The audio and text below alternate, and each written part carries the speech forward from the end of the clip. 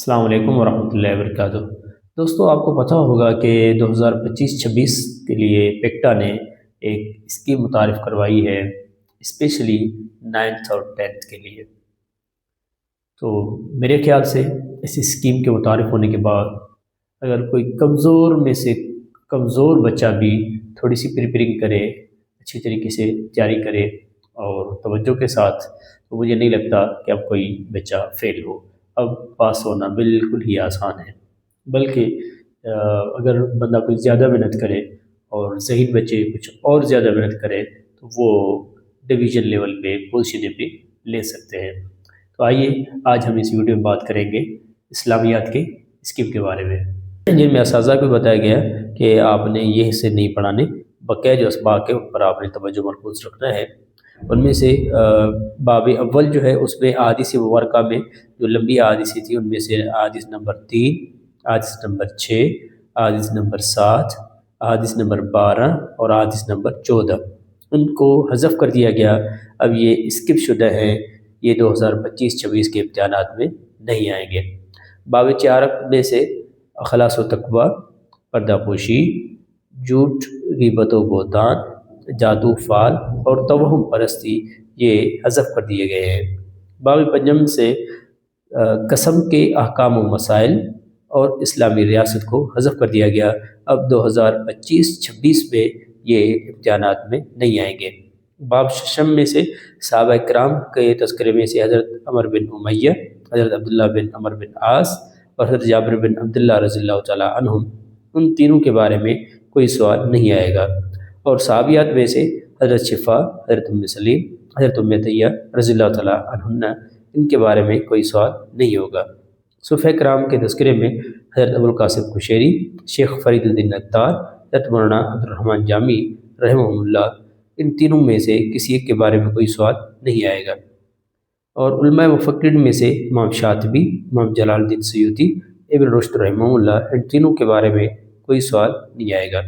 سب سے بڑی جو خوشخبری ہے اس دفعہ وہ یہ ہے کہ جو باب ہفتہ ہے پورے کا پورا اسکپڈ ہے، پورا جو ہے وہ ڈیلیٹڈ ہے، ان میں سے کوئی سوال نہیں آئے گا، چاہے وہ خود اعتمادی خود انحصاری ہو، جسمانی و ذہنی صحت ہو اور جسمانی ریاضت ہو، یا اسلام میں مستقبل کی منصوبہ بندی کی اہمیت ہو، یا اسلامی تہذیب کے امتیازات ہو، لہٰذا ان میں سے کوئی سوال نہیں آئے گا۔ یاد رکھیے گا کہ یہ تصحیح التعلم پروگرام جو ALP کی طرف سے پیش کیا گیا ہے، یہ صرف تعلیمی سیشن 2025-2026 کے لیے بنایا گیا ہے،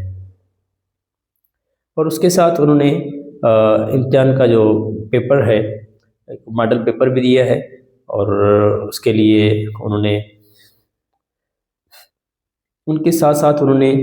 امتحانی پرچہ اسلامیات لازمی برائے جماعت النحوم کی تیاری کے لیے کچھ ہدایات دی ہیں، پیپر پیٹرن بھی انہوں نے دیا ہے، جس کو آپ ہمارے اس اسکرین پہ اچھی طرح دیکھ سکتے ہیں، جس میں